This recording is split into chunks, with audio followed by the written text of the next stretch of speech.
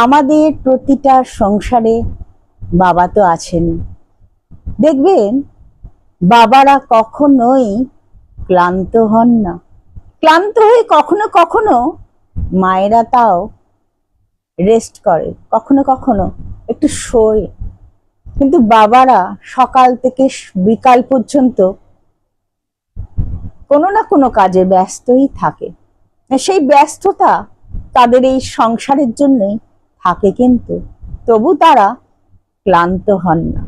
যখন ওনারা কষ্ট করে ক্লান্ত হয়ে বাড়িতে আসেন এবং দেখেন সন্তানরা হাসি খুশি আছে, তার পুরো পরিবার হাসছে, তাদের খুশি দেখে তারা বড্ড খুশি থাকেন।